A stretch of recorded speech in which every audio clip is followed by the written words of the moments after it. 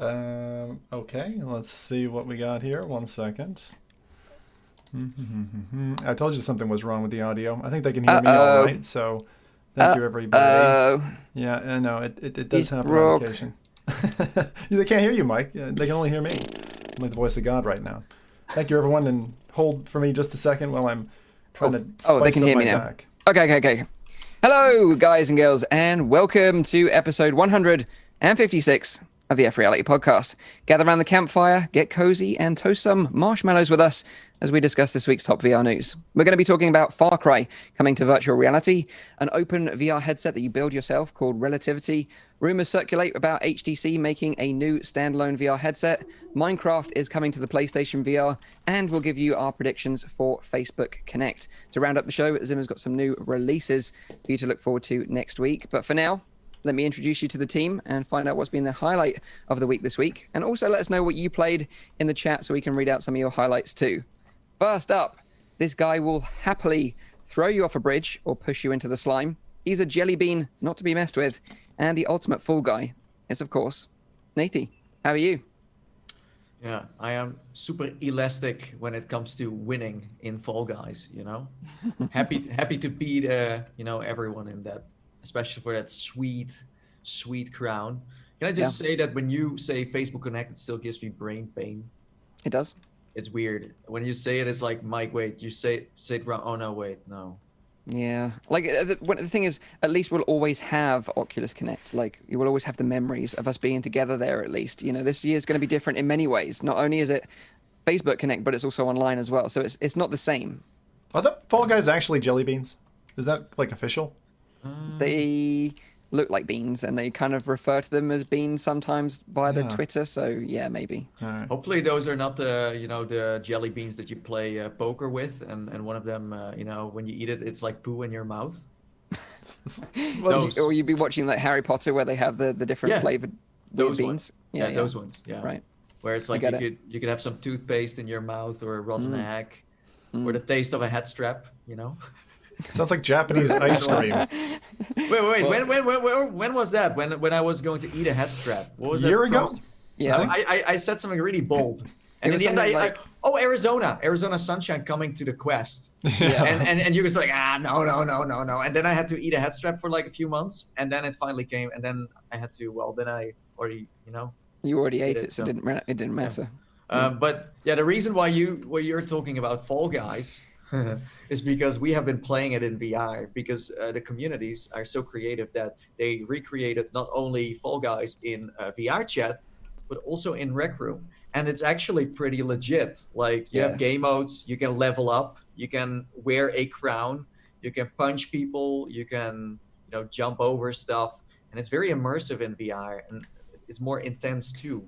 It's hilarious in VR. Like, we went in there and we were like talking to people in Rec Room, which was always fun anyway, like the community. And then we all jumped into like the Fall Guys community made map. And it's got this really nice little Fall Guys statue in the middle with the different crowns. And then it's got the different rooms. So you can play like the whirligig, jump, the jump one, hexagon, and slime climb. You can play all those games in VR. And the one where you have to jump over the rotating pillar, oh my God, it's just hilarious. Like, everyone's jumping at the same time. Everyone's laughing, having a great time.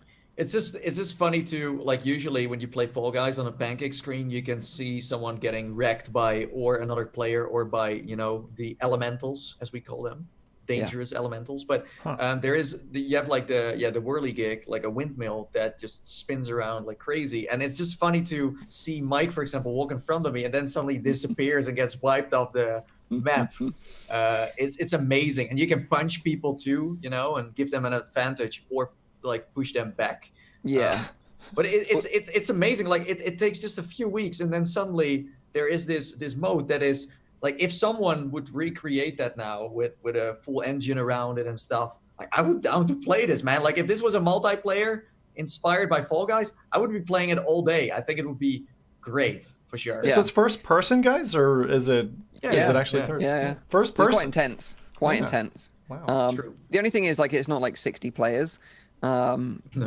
But if you get enough people in there, it's like really, really fun. Is it like what, 9, 12, something like that? Yeah. Yeah, about that. They could really turn that into Fall Guys in a way.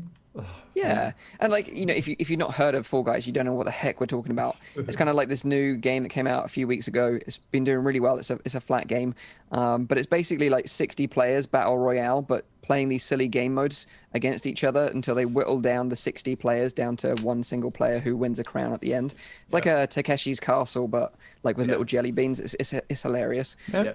The pressure's on that dev team then, right? Because season 2 is just around the corner. So not only are the set of existing maps needing to get mapped and pushed to the VR Rec Room community, but also season 2. So it kind of sounds like a really smart pitch, because now they've got like their pipeline is sorted. They just wait for the other dev team to push out the flat game mode, and then they just latch onto that until such time as they get a takedown notice.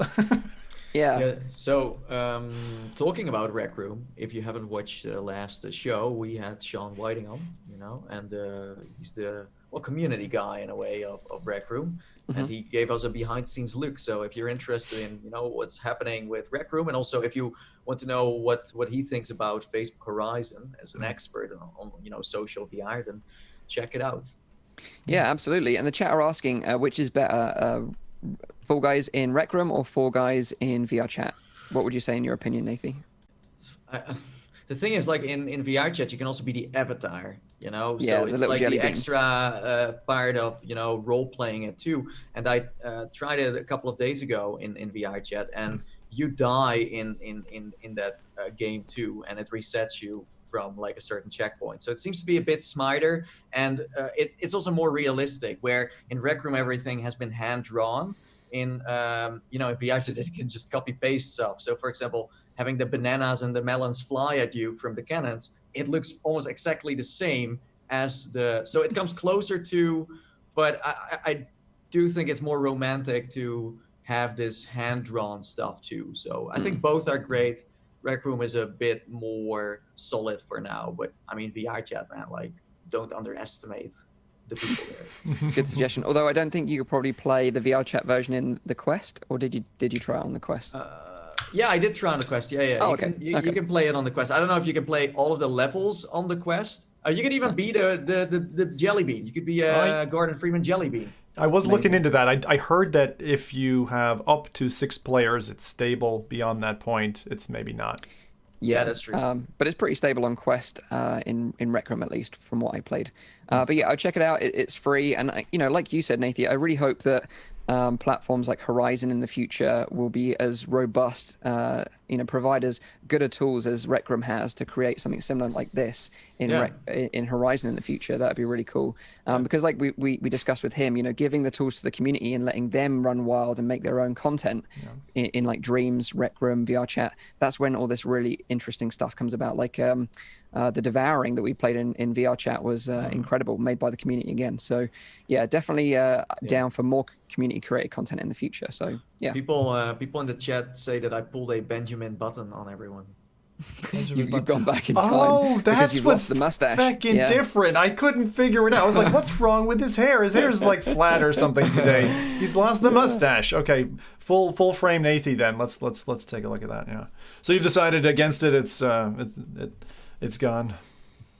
It's like, it's weird. Like, you're almost in a period where you haven't had it for so long that people are used to it, but will notice that there's something going on. Yeah. It's weird, right? Like, for example, if Mike would do it, you'd be like, oh god, what the hell? Like, you go back to Mike in his little corridor with his play button with 10 subscribers on it. I mean, that's a whole different story. If I lost my beard, I'd wear a bag over my head. I'd be like ashamed to show my face again.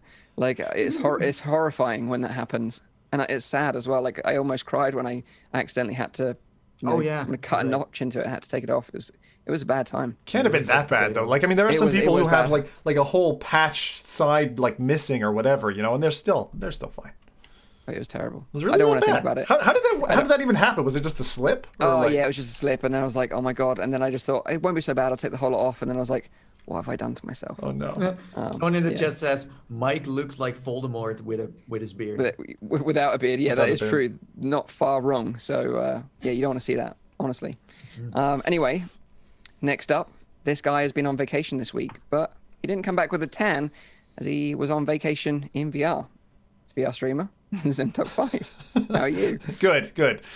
We had this chat, but I wasn't on vacation. I was working. Remember, paternity leave 2 weeks, working 2 weeks. Now I'm on vacation. So we'll just turn that around and say, now Zim's on vacation for 2 weeks, which is correct.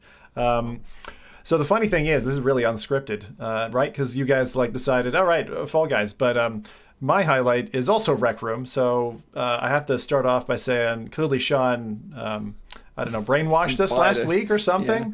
Well, I was already kind of looking at some of this stuff, and I know I talked to you guys about this a couple months ago, but I've changed up kind of my own broadcast schedule and stuff, and I'm looking into developing now on Rec Room. Like I learned how to build an elevator and stuff like that, various rotators, and it's very interesting because it brings me back to my electronic engineering background and all the circuitry and stuff like that. So I'm getting into the game chips and stuff behind that. But today, thing I wanted to highlight was just an experience I had, and I kind of was asking myself the question, like, what brings excitement out of me in VR? Is it the next shooter? Is it the next puzzle game? Like, is it a room escape? What is it? And honestly, the thing that I've been chasing for all these years is really just social experience. Like, I want to meet people in VR who I wouldn't normally meet in real life and have an experience where I wouldn't normally have. And so I came across this 8 or 9 year old kid. I assume he is a kid, right, by his voice and his height in the VR game. But I was in Rec Room and I was chasing, as I normally chase, the weekly challenge to get a cool new skin. There's a skin that's like a wooden, gorgeous looking sniper rifle, and I've never seen a sniper skin before, so I was like, I'm getting this thing. So I did some challenges, and I'm down to the last challenge, which is disc golf, one of my least favorite bits. So I'm trying to get an under par running in disc golf, which is where you're throwing a frisbee. And I was doing this, and just couldn't do it. I played the thing 7 times over, and then this kid drops into the game, and he's just like farting about doing something. I don't know. He's making all these little noises or something, and he's talking to me or da da da da da. And I'm like, what are you doing? What are you doing? And then he shows up next to me after on the first hole, I don't know, 5 minutes, just messing about. And then he gets the same score as me. I'm like, how the heck did you do that? That wasn't one shot. You were messing. What were you doing? So about halfway through the holes, and I'm struggling. I'm losing my sanity at this point with this game, with disc golf. There's one where it's like a hill on an island, and I keep missing it left and right, and I'm, whatever. You guys know golf. Golf is terrible. So then he pulls out his backpack, and he's like, oh, no, I can help you. And he's got this little camera, right? You get a camera in Rec Room, and he's using that to push along the frisbee on the ground. He's cheating. He's hacking the game. And then the other thing he's doing, and I'm like, how are you doing that? And he's like, oh, well, I also use it's like a room scale hack. And so he walks to one side of his room, picks up with his camera the frisbee, turns around, walks to the other side, drops it, does the same thing again, just turning around back and forth, making the laps to make it to the place, and then he just drops it in and he gets a great score. So anyway, long story short, we got to the end of the single round of golf that we played together, myself and this 8 or 9 year old boy, and he gives me a big smile. We both get boxes, sniper unlocked for both of us. So he was doing the same thing I was doing, and I'm just like, high five, dude. And it was just great, and I loved that. It just brought the biggest smile to my face. Little hacker boy. I don't know what your name was, but great job, dude. Thank you for helping me get my achievement. Cheers. Wait, but I thought you wanted to have the melon skin. That's what you said last week in the show. No, so I have a pride. The pride of my life is my shotgun melon skin. Last week was if you've seen Mike's earlier intro, very kind of cyberpunk techie shield, and then now they have this wood-covered sniper. I know it sounds really accessorizey, but it is. But once you get them, you feel better than other people on the battlefield, and it's Rec Room. Dude, feeling better than kids is a good thing. Dude, those kids are crazy. I played a quest, and they were able to finish it with me in I don't know, it was 10 minutes. And they were just spamming stuff, and they knew where the enemy spawned, and they surprised them before they even could even jump in. It's these kids, in Rec Room, it's their second life, Yeah, that's awesome. I love that. He'll be known as Little Hacker Boy from here on out. I remember playing disc golf with Mike, man. That was fun. Oh god, yeah, that was. He was trying to throw, and I was standing in front of him, blocking his. Dancing in front of me. I hate that they let you do that. Blocking your friend's shots or whatever. That is such a dick move, man. Yeah, it's a Smeagol thing to do. But anyway. yeah, there you go. So yeah, sadly, Zim's not Zim. Zim's here. Rowdy's not going to be here this week. He's AWOL at the moment, but he will be joining us next week because next week we're going to have a special show. I will remind you again at the end of this show, but we're going to be live streaming after the Facebook Connect event on Wednesday, probably around 10 p.m. UK time. We'll make sure we post all the details on our social media. So just if you follow us there, we'll keep you updated. But we'll be doing a live stream, just recapping all the news and stuff from the Facebook Connect event. Wait, so UK time? So what does that mean for people in the States? That's what I mean. Yeah, it'd be 5 o'clock for East Coasters, and everyone else just fucking work it out. So, but it's. I know you said next week. This might be a Britishism, but this is like in 3 or 4 days. So Wednesday this week. Yeah, after the event. But Rowdy is not dead. He's not dead. No, he's absolutely fine. He just couldn't join us this week. But he'll be back with us on Wednesday and back again on Saturday as well, I believe. So, yeah, if you miss his beautiful face, he'll be back.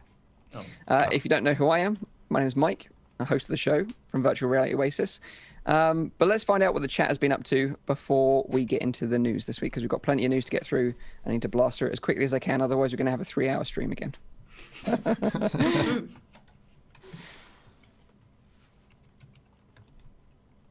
Yeah, you going to read out what the chat have been playing? Yeah, I was like, well, sorry. I don't think you caught. I don't think you caught the segue there, Mike. Sorry, sorry. We're all off this podcast. He has one job. Sorry, I was just for one moment. I was like Rowdy said that we had to be sad, so I decided to have a 1 minute of silence. But okay, sure. Nice recovery. Nice. No silence for Rowdy. Okay, no, I had a I had a brain freeze. Okay, sorry, man, it happens. Yeah. I'll let you off this time. Please chill Dex, okay? So what the UK has been playing, and the fly he's been flying and driving this week, okay? And he played Assetto Corsa, Elite Dangerous, and loads of sightseeing on Flight Sim 2020. Yes, sightseeing Mike's house, spying on you, seeing if you're not leaving the house without without a mask. Then we have Paradise Decay, who played Gnomes and Goblins, the demo, really good. Haven't tried it yet. I know I'm a big fan, but I haven't had the opportunity yet, but I heard it's good. Then we have Crimsonix, who finished playing Moss last night and finally loved it so much that I guess he wants to play it again. Is it like, do you guys think that Moss is like a replayable thing, or? No, I didn't play it again, but I do think about it regularly that I do want to play it again. I'd love to do a live. There is DLC. I haven't played the DLC yet, actually. But I do want to do a live stream one day where I just play through the whole thing in one go. So maybe before, if we get another game, then I think it's one of those games that you're like Astrobot. You're begging for a sequel, but I think if you played it again, personally, I think that we got the tome, the book in front of you, and they do all the storytelling. I think that would piss me off. But all the actual interactions and the puzzles and the combat, I would do it again. Yeah. So then last but not least, we have Hussein, who played Technolost, Dark Days, and currently N-Space. Wow. That's some oldie stuff. Getting prepped for lo-fi. Nice. Yeah. That's old. Nice. So let's jump into the news then. Like I said, we've got loads of news to get through. So first bit of news this week is news from Ubisoft, as they had an event this week and they announced that Far Cry is coming to virtual reality, although sadly it's only coming to VR arcades, and more specifically zero latency VR arcades. The experience is going to be called Far Cry Dive into Insanity, which I have to say I do like the name. It's based on Far Cry 3 and will have up to 8 players teaming up to fight on Rook Island after being captured by the iconic villain from the original game, Voss. Can you remember the guy? Love Voss from the game? Voss was amazing. One of the best characters in Far Cry ever. Didn't he in the intro throw you into the water with some rocks tied to your and he's like, insanity is it's all over and over and over again, and then he keeps the definition of insanity. I think it's still one of the best villains from nowadays Far Cry games. Okay, but Far Cry 3 is still not just that. If you don't remember the ending to Far Cry 3, oh my God, that was. I'm not going to spoil it even now, but there was such a bi-directional ending on that, and you know who you are if you pick the correct ending. That's all I'm going to say. Wasn't there also a level where you had a flamethrower and you could you had a weed thing going on where they were growing it? And was that 3 or was that a different one? I think Oh, I don't know now. I don't really know. I think it's That was a great level. That was a great level, though. Yeah, and then you could hear Bob Marley in the background playing. That's right. While you were tripping and just destroying everything. It was epic. I want that in VR. You want that in VR? Yeah. So this new VR experience at zero latency, it looks like players will be wearing the HP Reverb, the original headset, along with HP backpacks and using custom zero latency guns together in a huge sort of warehouse scale environment. So 8 players together in a big warehouse running around with VR headsets on. Sounds awesome. They have locations all around the world, and this new experience will be available to play in 2021. If you're interested to find out your nearest zero latency arcade, then check out www.zerolatencyvr.com. But I think, it's smart to say that this is coming next year, because I think, well, right now, it's not like anyone can really go out anywhere and experience anything, especially in groups. Like we're probably on the verge of a second lockdown here in the UK. Yeah. Not sure what's going on in the States, but I hear it's pretty bad as well. So, as much as I'd like to go and experience something like this, the fact that what's going on right now would put me off. Yeah, I think most people who would consider going to an arcade are not going. But it doesn't say you can't. You can. At least here you can go to arcades. And the funny part about VR is that, you can actually social distance while you play the games. Because the thing is with like 8 players in a big area is that you could collide. So you have like this safety boundary around people that blocks you from coming too close. You know what I mean? So it's actually a pretty solid system that is, let's say, Corona proof. Yeah. Although, like, certainly at the moment, I'd like to go out and do things. I'd like to go out and see Tenet at the cinema. The Christopher Nolan movie. Yeah. But like, I just wouldn't take the risk to go out and do it. So like, right now, I think they must be suffering during this period. But hopefully, fingers crossed, things will turn around next year and Far Cry VR will launch, and the VR arcade industry will get a boost again. It's good to have these kind of titles instead of having these in-house made random titles with like Robot Invasion or something. That's what I came up with. You can steal this idea if you want. It's very original, but it's like, it's like a wave shooter and it's like no one cares about it. But if it's like Far Cry or what did they have, like Prince of Persia, and they also had an Assassin's Creed one a while back. That really draws people in. So it's good to see that Ubisoft is still alive. They're still making VR stuff because Space Junkies was a big fail, a flop. It didn't deserve to fail though, at all. I think that was a really fun game, and I wonder if they could ever port it to Quest and maybe reignite that fire. Yeah. Because I think, if it was on Quest, I think it would do super well. Obviously, that's where the market is right now. So I don't know. But yeah, it's great to see that they're still committed to VR. They even announced a new VR game, actually. I should also mention that. And that's called Agos, a game of space. Which they also announced during the stream, which will be coming to PC VR in October, and it's a space exploration game. It looks quite interesting. New IP, yeah. So that's going to be interesting. But I would love to have Rayman in VR, and then when you like punch, like you see your hand flying away. You know? Yeah, that would be epic. So yeah, it's obvious that Ubisoft is still committed to VR, which is great. And as much as I would love to try Far Cry 3, I wish it was coming to the home, but sadly it's just zero latency VR arcades for now. You should buy a real big house and then turn it into a VR arcade license. Get a license for it. There was an idea that it just struck me in the middle of the week when this news landed, and I do think that there's an opportunity here because just recently we were talking about on a couple of podcasts back about like different locomotion options, and then the uprising of the thumbstick and what that did to room scale VR and those things. I really do feel like with the non-Euclidean movement system, if that was adopted by any of the VR platforms and actually baked in as kind of like an API layer that developers could hook into, you could actually have a system that would automatically, within your Guardian space or equivalent on the platform, kind of trick yourself to kind of staying within those boundaries, but still experiencing one of these like arcade things. And I also think that would help kind of sort out the arcade market to some extent, because all the software that's already there, just kind of shelved and waiting, the good arcade experiences that we've had, the Void, whatever state of their business is at the moment. Amazing. I know there's certain elements, like with the Void, for instance, that go beyond. I would call that 4D, right, where they're blowing hot air at you and blowing wind in your face and that kind of thing.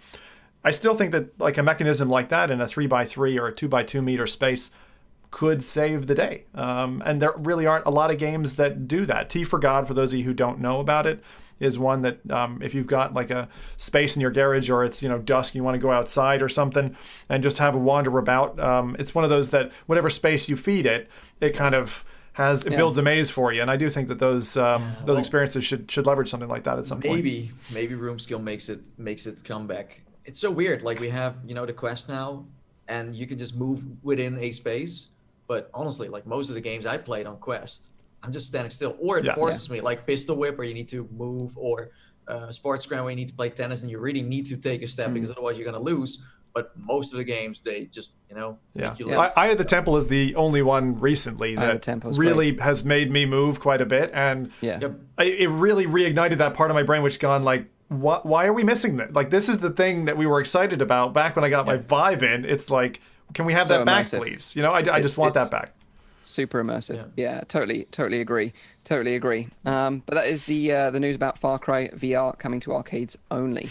Next bit of news this week caused a bit of concern across the Oculus Quest sideloading community, as an email went out this week from Oculus asking everyone who has an Oculus developer account to verify their account. Obviously, if you want to sideload content on the Quest, you have to sign up as a developer as part of the process to access to developer mode to then be able to sideload content. Now, the verification process is actually pretty straightforward. You either add a phone number to your developer account, or you add a payment method to your developer account. And the thing is, if you've bought anything from the official store, you've already added a payment method to your account anyway. So that will automatically mean that your account's verified, as far as I'm aware so far. Like, correct me if I'm wrong. But that seems to be the case. So for now, although it kind of got people a bit concerned, and also it kind of made us think, is Facebook trying to close down this kind of like loophole that they've always had in their system that people have taken advantage of? But for now, it just seems like nothing has really changed.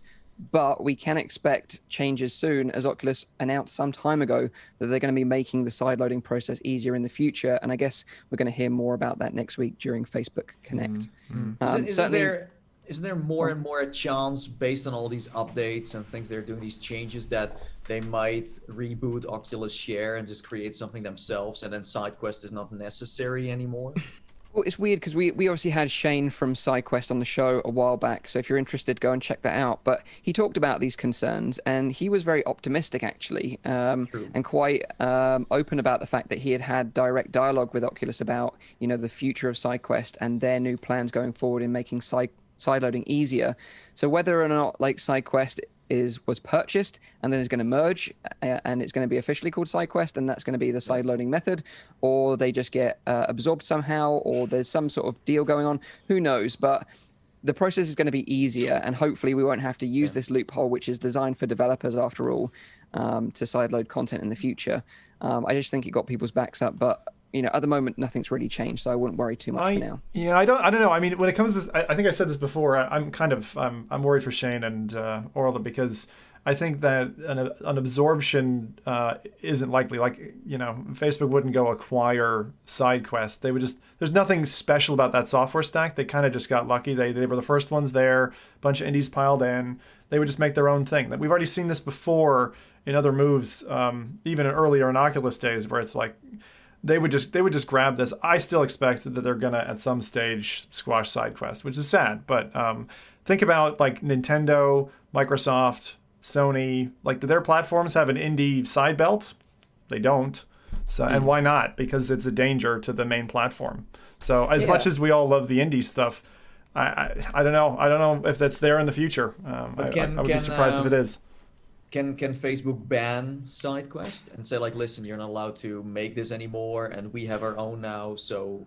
Well, I think what they could do is tighten up this loophole. So, if you were signing up for a developer account, you have to prove your concept of a game that you're working on or something like that. And obviously most people wouldn't have that. So then we wouldn't have the ability to sideload content full stop. But they haven't said that. They've said that they're going to make the process easier. So... And with them, the thing is, we talked about this throughout the conversation with them, and with them being optimistic made me more relaxed about it all, because if they're relaxed about it, then I think, well, if they're not worried, then maybe we should. But remember what Guy said, like, about the early conversations about virtual desktop, though. The problem is when you're looking to brain drain an organization or learn as much as you can, you go in all sweet toothed. And then when it's time, you just 180, and that's the problem. Yeah, the side quest guys are they're too nice for this VR world. If they don't pay attention, they get screwed over. Well, I would pray that doesn't happen. It would really suck to see them get screwed over. The thing that will always stay positive is that even if Facebook is saying, listen, we're going to create our own side quest, our own Oculus share, then they will always moderate it to a certain degree. And there are still people say like, yeah, but these apps that we want are not on there. And then you still have something next to that. There's always something next to... The thing is, humans don't like being controlled. And so if I remember, like in the UK market, for example, the chipping on like Sony's consoles, for example, because everything was region locked to the States, and so people were importing games like loads, like American games, and getting their PlayStation chipped and that type of thing. So whatever the equivalent of that is for the future, even if it is a locked platform, life finds a way, Yeah, I agree, but like to a certain degree with modding and stuff like that, it's like a bit like the Napster model. You make the official way easier and you make it more accessible, and you have the content there as well. Then people won't necessarily have to, and I think that's their plan going forward. Although, like I said, I could be wrong. But that's what they said. But we'll find out next week anyway. Is Napster still alive, or you're just talking about Spotify? well, we will find out Wednesday, and we're going to be talking about it after the show as well. So if we have any details, we'll obviously share them with you lot on the live stream after Facebook Connect on Wednesday. You guys make me feel young again when you talk about stuff like Napster. Napster, Winamp, Kazaa back in the day. Was that like a legal Spotify? Legal? It was dodgy. Was it like LimeWire? Yeah, exactly. Okay, now we're talking. Okay, I get it. Okay, next bit of news. This is quite interesting, I think. This is a project called Relativity, and this is an open source VR headset that you can build yourself. So this is kind of cool. This all started after two guys, Max Coote and Gabriel Combe. They wanted to get into VR but couldn't afford their own headsets, so they decided to build their own instead. And now, after years, they've been playing around with this stuff. They've got a website up with links to all the resources that you would need to build your own headset, which they estimate will cost as little as $200 with off-the-shelf components and an Arduino. So an Arduino is kind of like a maker board, a bit like a Raspberry Pi, that kind of thing. Mm-hmm. Their reference design is like a 3D printed shell and uses dual 2K displays running at 120 hertz. However, you can add any screen you want, depending on your budget, which is kind of interesting.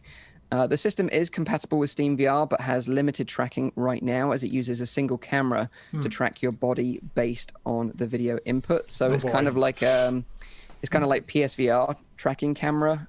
That's even got a stereo camera. You're saying a single camera. It's going to be worse, single, yeah. So the tracking is going to be really rough. So this is definitely not for your average consumer, and it's got no controller solution either. So you'd have to hack together either PSVR controllers or index controllers with base stations or something like that, and get that to work with the headset before you could even really use it. And even then, it's going to be sketchy at best.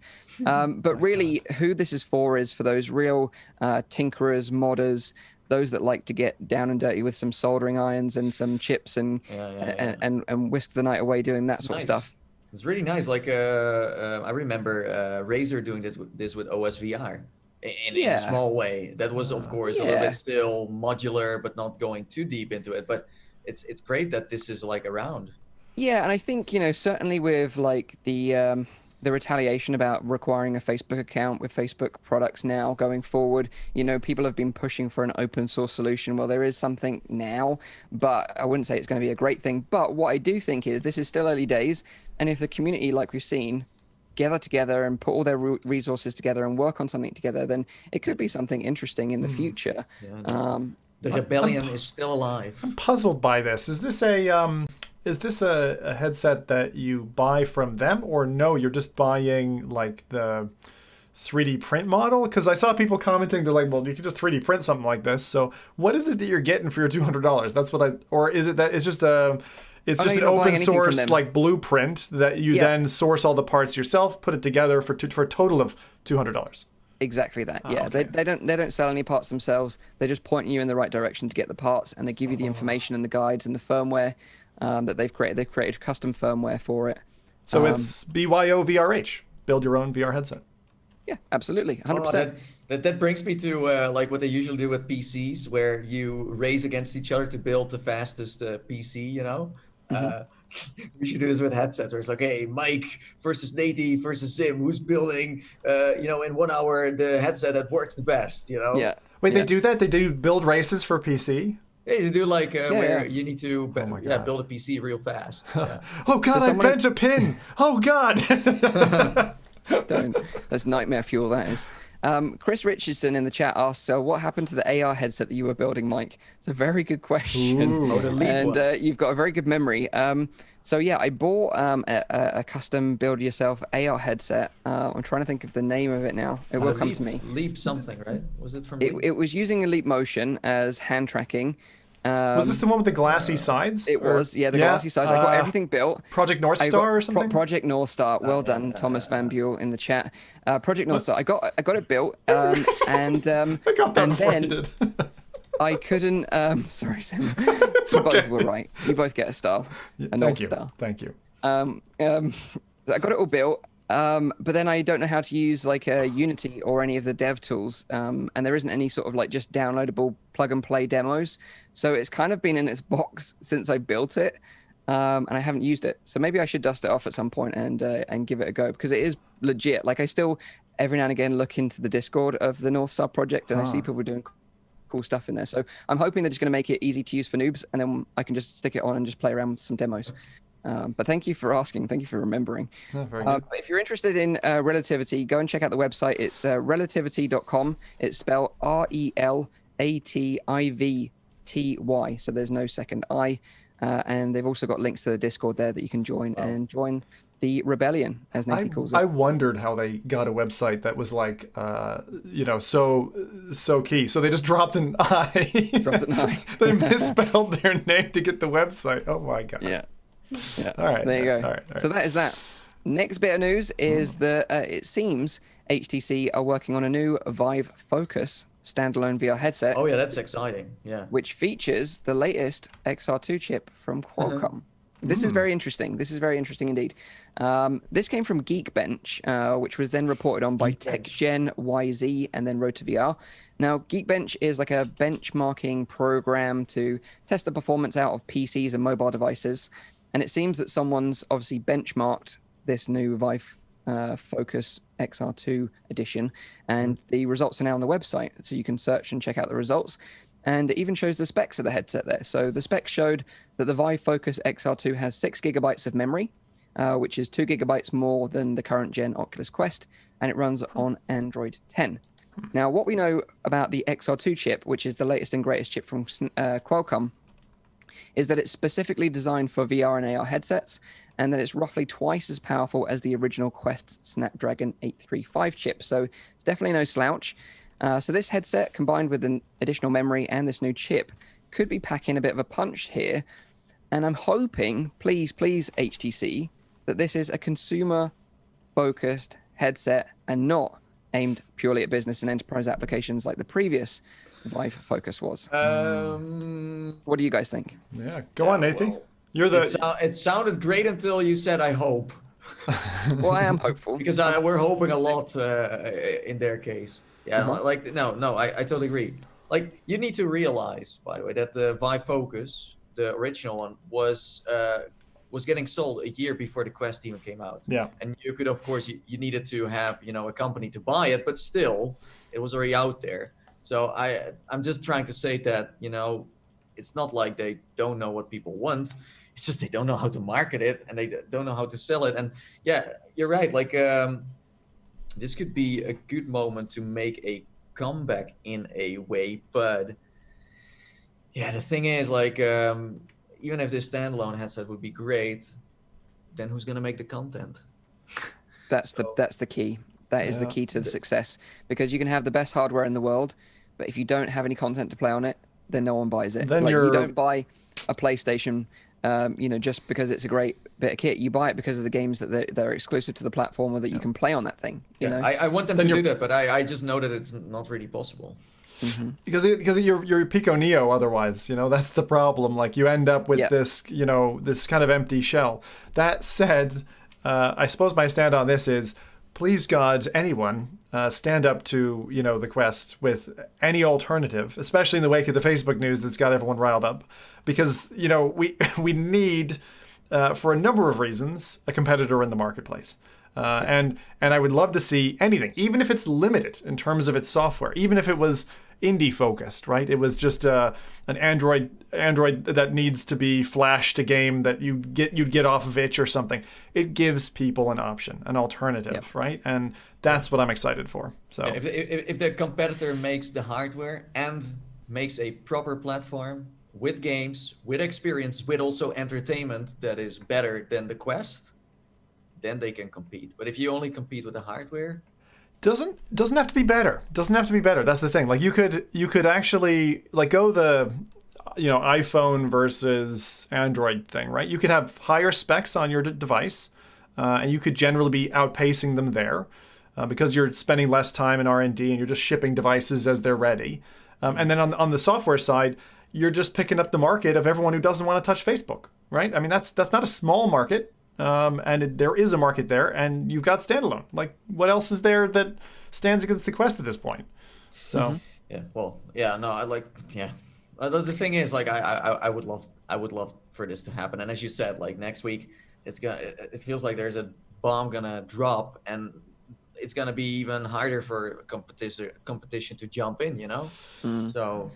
But that's the thing. But even if it is more expensive, if they've still got like a decent software library, and the headset works, because that was the problem with the Cosmos, is that it didn't really work. It didn't really deliver on what they promised, which is a shame.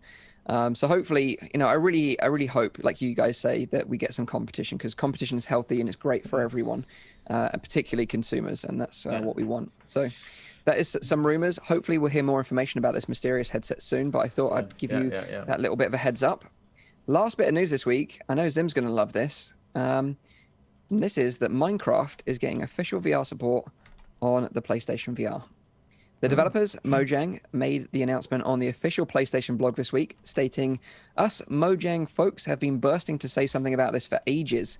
PSVR support has actually been a planned PS4 feature since we got the thumbs up from Sony to bring cross-platform play and the Bedrock version to PlayStation 4. There was never any question of would we, just when."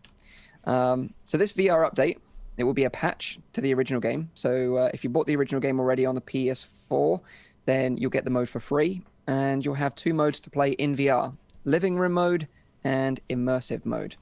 So I guess living room mode is where you play the game in a Minecraft house playing on a Minecraft virtual TV. But that already existed.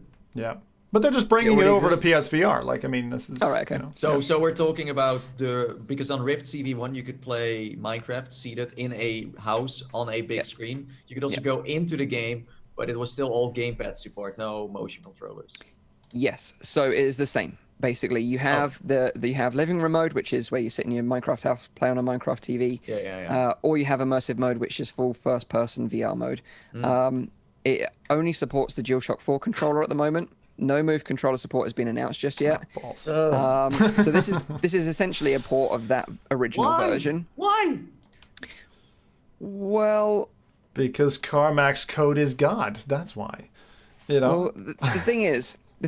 I think people want it on the Quest, right? So they want it on the Quest, and a lot of people since this announcement, because it only happened this week, have been like, "Hey, what about a Quest version of this? If it's coming to PSVR, it can come to the Quest, right?" Well, the developers did actually respond. They said, "No news on Quest support. We'd need to rework how VR locomotion works, so you could move your player by physically walking, which is different than how it works currently." They kind of said it in a weird way, but basically what they're trying to say there is they need to include room scale locomotion into the game, because on PSVR, of course, you don't move around your room. You're just standing in one spot. Same with the CV1 pretty much back in the day. But now with Quest, it's a room scale device. So you have to have the functionality in your game to allow the player to walk around the space, and that's represented in game. Otherwise, it's going to make players very sick. So I think that's the thing that's holding them back from bringing it to the Quest right now, because that's probably a requirement of the store for them to bring it to the store. Yeah. I mean, that's my guess, by the way. It's not official, but it's my best guess. I don't know. They could have come up with something better for a long time, because this Minecraft version that we had on PC on Rift, is like 4 years old. Been 84 years. It's 84 years. 4 years old. It's so weird. I think a lot of people don't even think there was ever an official VR version of Minecraft. You mean Bedrock? Yeah. I think if you go to Oculus Home, you can still find.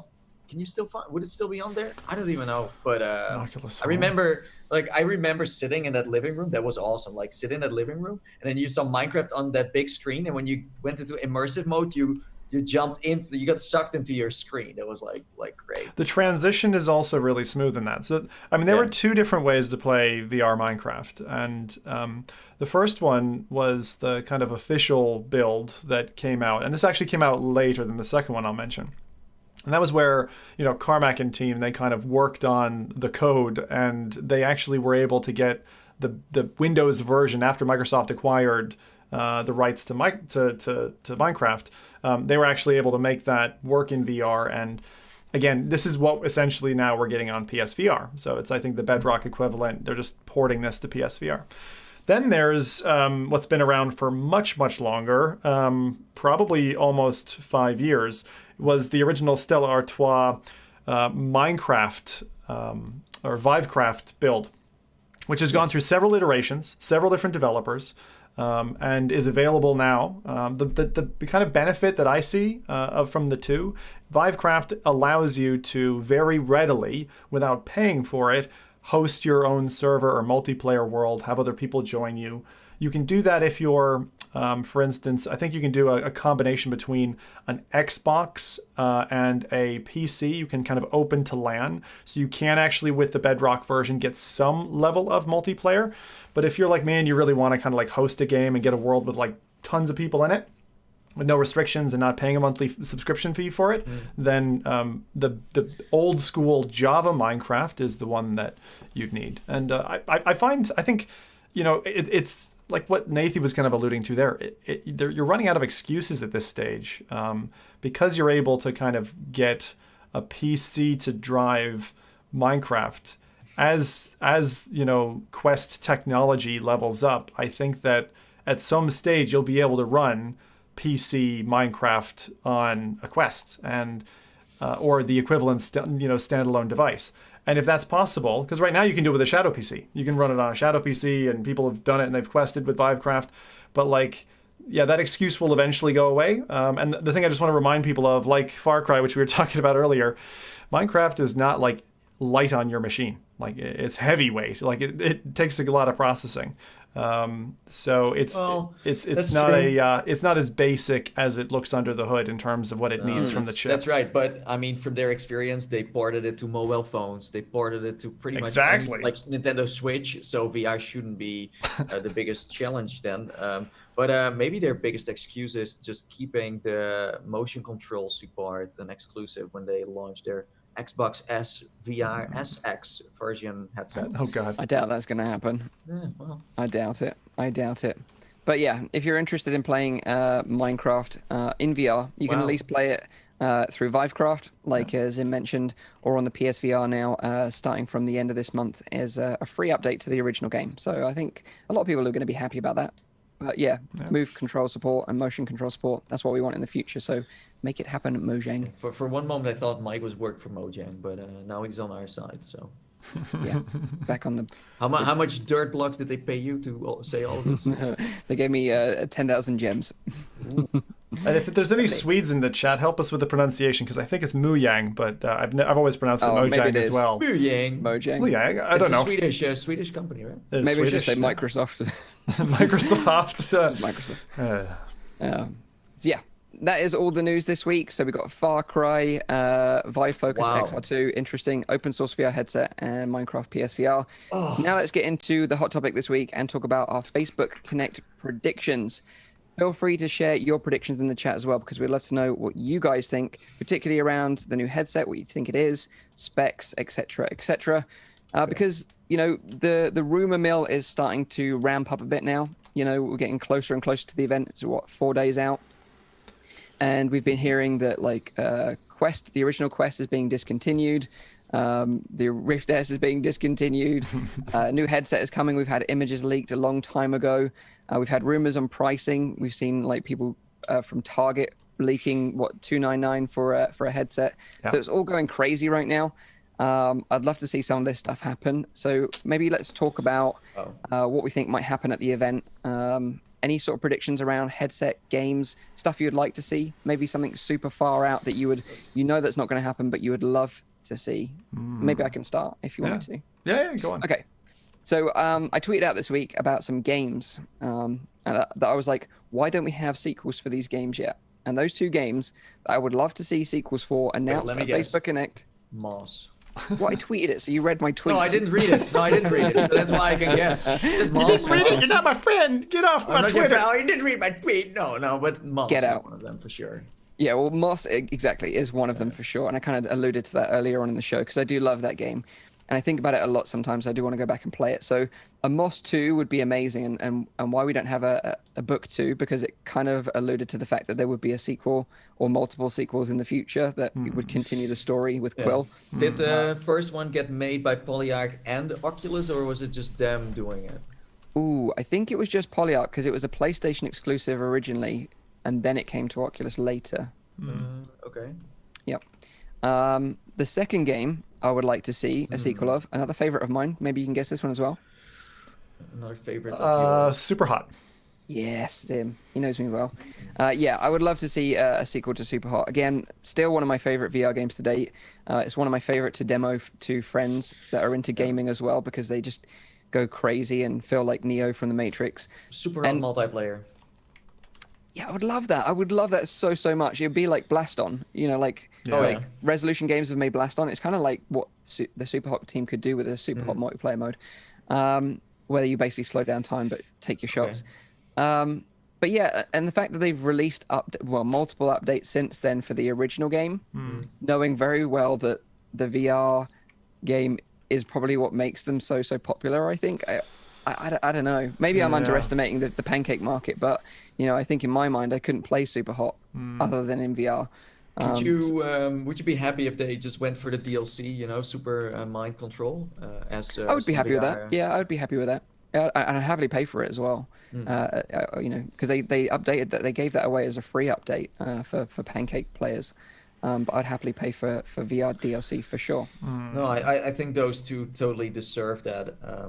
For me, it's still, I want Lone Echo to come out. You can't just postpone it another freaking year. I have a feeling it's going to be also a Quest title because standalone sells like hotcakes. Medal of Honor has a date now. And luckily it looks really good because I still have flashbacks from Defector. So I had to laugh at that one. Yeah. Poor Defector. We had high hopes back in the day, eh? No. And a game that I'm also and something that just didn't get enough attention at the last Facebook or Oculus Connect actually. Oculus Connect. Yeah, it was still Oculus Connect back then. Was Project 4 from Stress Level Zero. Good call. Something that we didn't really see any gameplay of, just a picture. It looked like a Boneworks-inspired sandbox title for the Quest. Besides that, like last year was really disappointing in terms of announcements with VR content. Project 4 was really jumping out of that, together with, of course, Cloud Hat's pistol whip. So, yeah, that's one that I'm curious about. Yeah. I totally forgot about Project 4 actually until you mentioned it just then, because like you say, during OC6 we had that one image flash up on the screen, didn't we? And it was Mike Verdu on the stage, who was the new VP of Games at Oculus, taking over Jason Rubin's role, and he was like, "Yeah, we got like a Boneworks game coming to Quest." Everyone like lost their minds. But yeah, we haven't heard anything about it since then. Also, no one talks about it. I feel like everyone forgot that Project 4 is actually a thing. I did forget. Oh, to be honest, I saw on Reddit, this was the funny thing, Nathan, like they were going on about, wouldn't it be great if Boneworks was coming to Quest? It's like, that's a confirmed project that's on the pipeline. It's coming. The little choo-choo train is going. You can see the smoke. Yeah. So another thing that I don't remember seeing this year was there was at the last Connect, there was this trailer of a man visiting his dad in a virtual living room, and they were watching the NBA together, and it was like I think it was called Shared Spaces or something.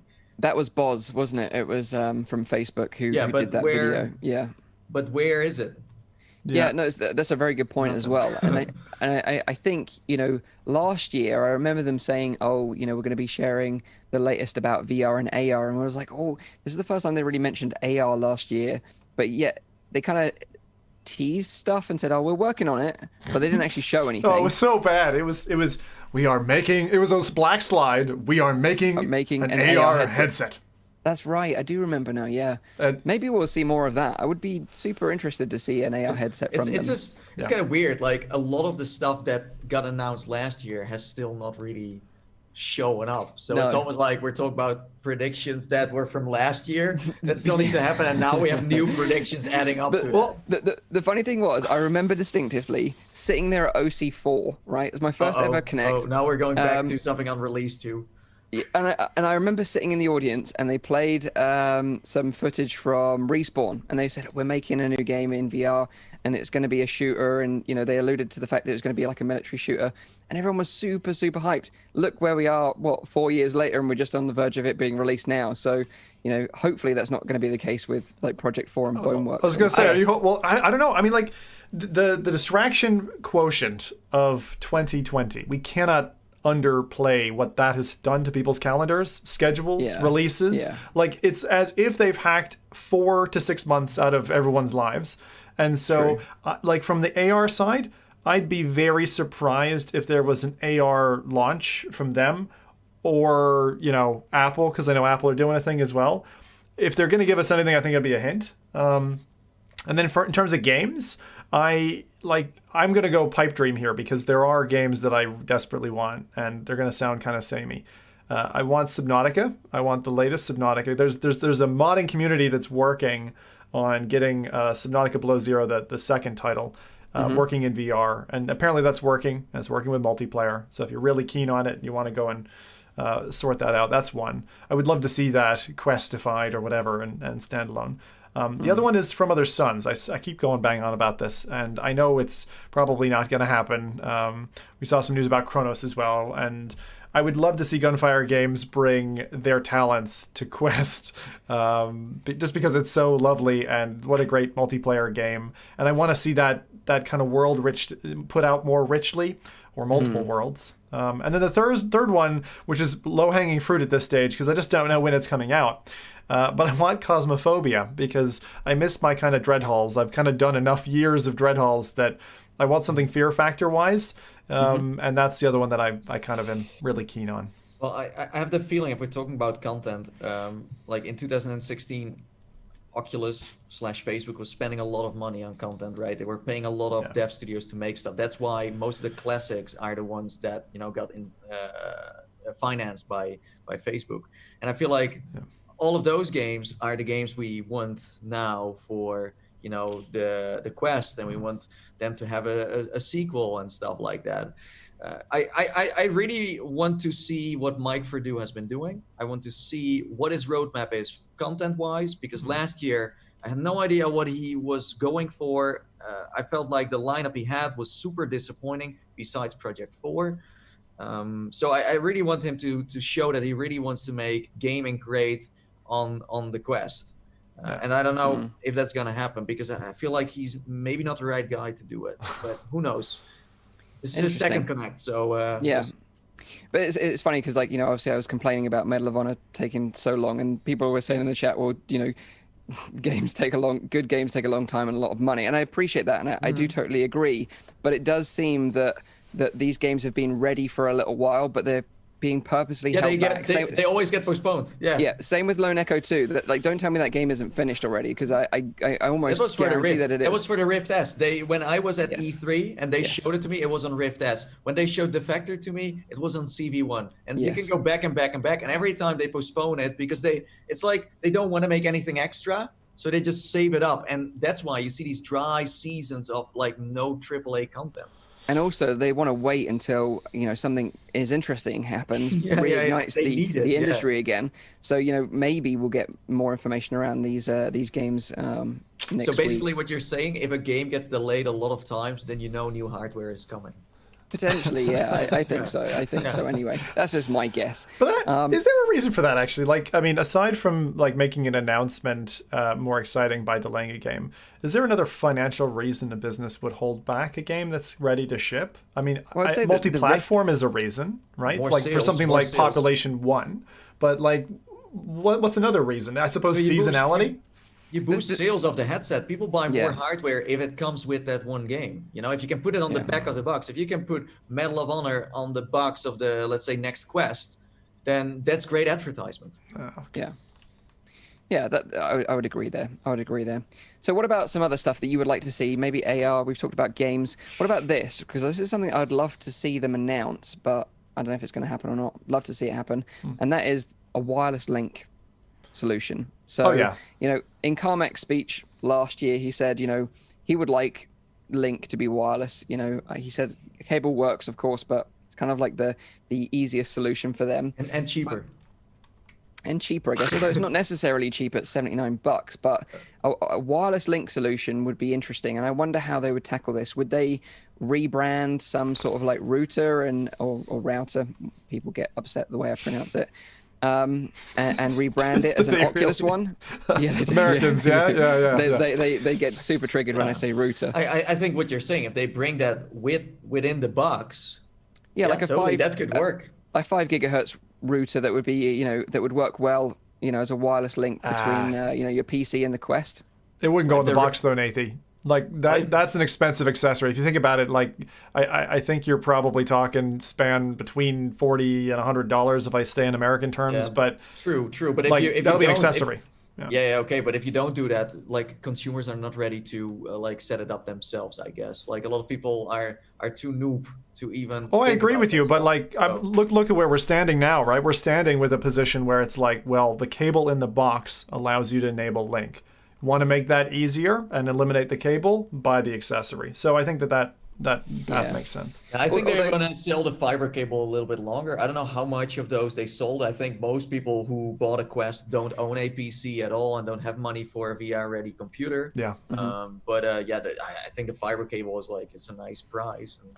But of course, I suppose, you know, if we don't get an official wireless link solution, we've always got virtual desktop in the background. True. You know, it's kind of a bit clunky though. It's a bit annoying because you have to buy the app officially, then you have to sideload the second part of it to enable the sort of VR wireless streaming functionality. But I have to say, when it works great, and I highly recommend it, especially on Quest. Like, you know, playing PC VR completely tetherlessly, it is beautiful. I'm not going to lie. My favorite. To my eye, it's so beautiful. It's my favorite go-to. I mean, it's just I'm just sad certain titles like From Other Suns don't work with that. Like certain things don't. No, it doesn't. It worked for the tutorial, and then after that, it just stops working. It has a heart attack. Oh, so there's certain games. There's certain, especially Oculus titles that are incompatible. And Guy talked about it. There's some subcomponent that is out of his control, I think, for certain games that are called upon that break. That's really interesting. Yeah. I never knew that before. Not every game can be played that way, but like I don't know that Asgard's can necessarily be played that way. How does that work with multiplayer titles? Because that also requires a connection. So you mean multiplayer titles that are hosted on Oculus Home? Yeah. Have I tested that?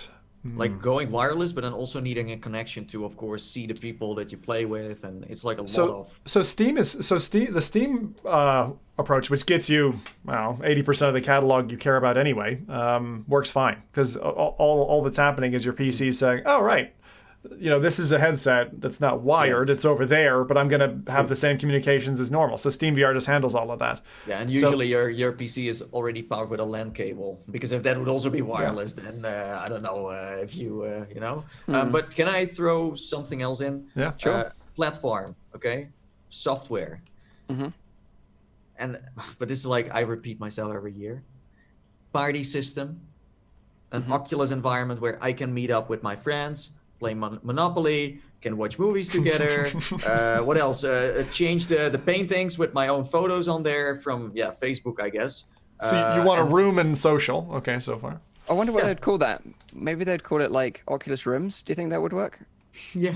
It would work. It would work. I like that name. You guys are such trolls. And then, okay, listen to this. This is like spectacular. And then imagine, like I'm there with Zim and I'm there with Rowdy and with Mike and we want to play Dead and Buried together or Onward or something. Then something steps out of the screen. No. And it says, hey guys, you want to play a game? Join me. And then he steps back into the screen and he takes you with you. And then you seamlessly join in there together, and then you're in the game, in the same party, in the same squad, and you instantly can play a game without having to worry like, oh, can you hear me? And no, my like connection at this, I crashed again, stuff like that, like seamlessly.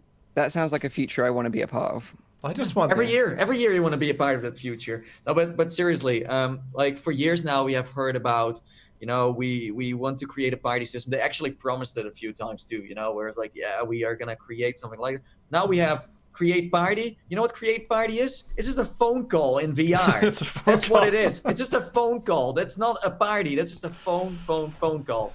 So that's what I want. And I was hoping that Facebook Horizon was going to be pretty much that and more, so it would be integrated. But I feel like that's just an app on the side, and it has nothing to do with that. But seriously, like they I think this week they released a new environment, what was it? Cyber City, yes, Cyber City. And it's like, and everyone's like, well, it's so cool, I have a new environment. I'm like, I don't care about this environment because I can't do anything in it. Who cares about an environment if you can't even share it with your friends, man? Yeah, I totally agree. They need to bring back Oculus rooms. Yeah. I'm still gobsmacked that the best social meet up and jump off system that the Oculus have ever created was on the Oculus Go. Yeah. But to the same extent, I had so much fun opening those little packages that you got for playing VR. It made me feel me feel like I was getting something for my playtime, right? And I could ornament my room or whatever. Once there's enough headroom on the device, because right now it's a mobile phone, right? That's running VR like magic. But once there's enough headroom and they're able to shoehorn that in there without impacting us, like they were impacting PC gameplay with their Oculus Home environment, I really want something like that back. I would like a personal space, and like what you said, Nathan, a door on my left that leads somewhere to a friend's place or to a social area, kind of like what Rec Room have at the moment, where you have your place and you can bring people to your place and you can ornament your place and decorate it how you like. And make it yours, And Hugo Barra was the one who pushed this idea, who was going for that. Now he's not really working in that space anymore. I feel like it was a very small team who worked on it, who really knew very well what to do, but it just didn't get transferred. I feel like a lot of those engineers or developers who work on the Quest, I'm not even sure if they're aware of this thing that actually existed, because the company is so big that I think half the time they don't even know what they innovated on themselves. And they don't use it. The teams don't talk to each other. Yeah. No. So it's funny. Someone in chat says, "Oh, Nate is predicting an upcoming OC7 announcement." No, Nate is predicting OC4 announcement, OC5, OC6, OC7, and the next one as well, maybe. So there you go. But besides that, on the platform, I would love to see the UI getting updated a little bit more. I think what they have now is pretty easy to get into. I feel like in some of the tabs you go a little bit too deep into it. Like for example, finding hand tracking. I wish it was easier to like have an icon somewhere, or not like Dash, because I feel like Dash on Rift was too much. But yeah, some more features, quicker, faster. So yeah. Okay. Well, maybe we should take some suggestions from the chat then and see what predictions they have for the show. Of course, we're also going to have a talk from Carmack, which is always a highlight of the show. I love it. He's already told us already that it's going to be unscripted. It's just going to be him talking, and it's not normally a talk. It's normally him just complaining about things that he wants to change. It's like us. It's basically like us now, just saying like, we would love to see this. We want this in the future. This is what we'd change. And true. He's very blunt about it all in his very Carmack way, which I just love about the guy. For me, it feels like he is the only one who works at Facebook who can speak his mind 100%. And not give an They used to have another guy. His name was Palmer. His name was Palmer. His name was Palmer. Sorry. I would love for Carmack to just come up and say, this is what's going on. This is my thing. By the way, I'm giving up on AI. I'm kind of bored of it, so I'm going to go back full time to VR Oculus. That would be my dream, but I will become your community manager, the voice of the people. But I don't know. But you see, like, the point is, like, if you work on AI and if you get into the fold of AI has the potential, just like machine learning, to have a multiplicative effect. So although he's working on AI, that product, that kind of the child of that labor, could end up influencing 200 things instead of just one thing. And I think that was the kind of reason he gave when he was transforming his career path. But I'm really looking forward to it. I loved his kind of explanatory chuckle through Twitter just over the last week, where he's like, oh, they tried to get me to line up my what I was going to say, and he's like, yeah, we're not going to do that. I love this guy. I said it before, he's a total badass. Really cool.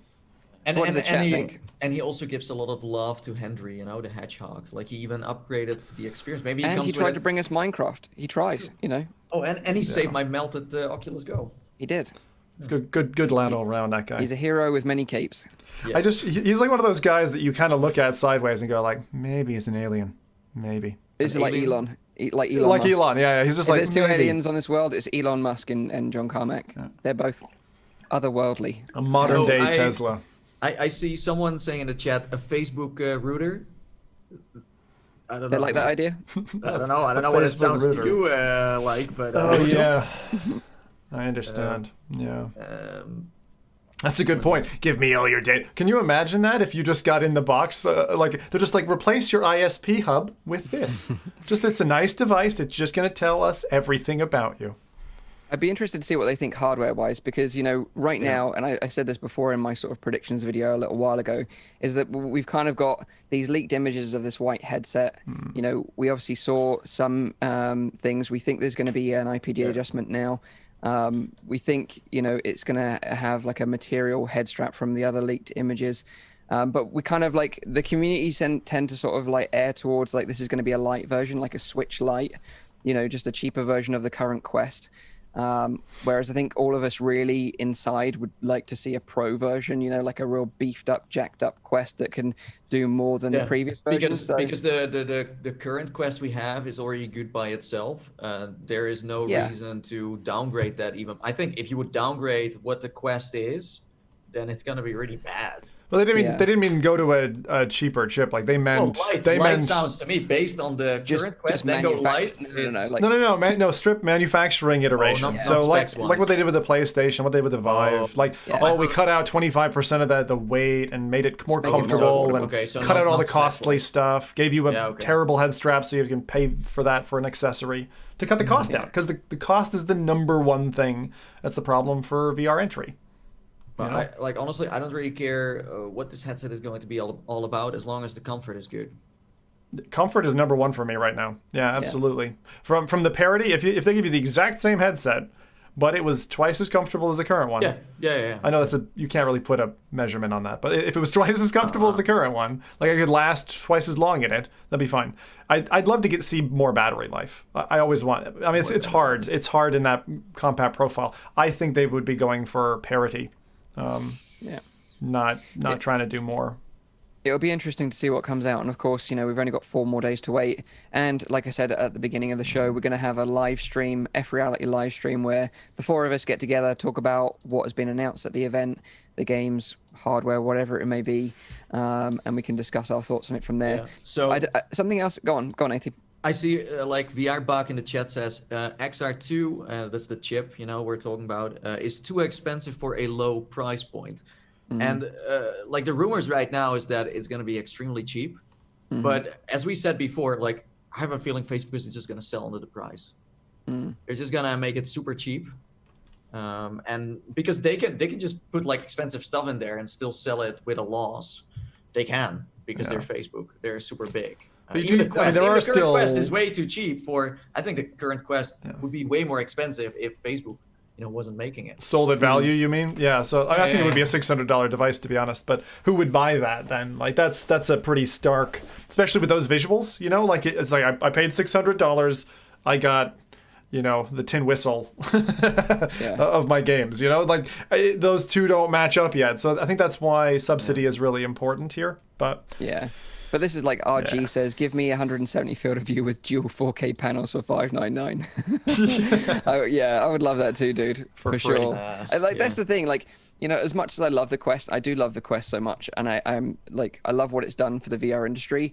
There's that part of me that has always been like a dedicated PC VR player, and it's kind of sad that we're not going for the super high end anymore because clearly the market's not there, and we're going more to like standalone mobile chipsets. Again, there's a lot of hardware. There is a lot of hardware, but it's again the content that isn't there. Exactly, and that's the thing. If the developers aren't making for the high end stuff, then the market just sort of withers and dies. And you can see that. Like, sorry, Mike, you can clearly see it. Yeah, and that's the thing. I think hopefully it just means that we're having to take a step back to go forward. Like that's what I'm hoping for, and that whatever comes next will enable that. It will build a sustainable ecosystem, a healthy developer relationship that they want to make AAA content for VR, and then we'll soon turn around and people will go, you can get super high end stuff on PC, and we'll see that emerge again in the future.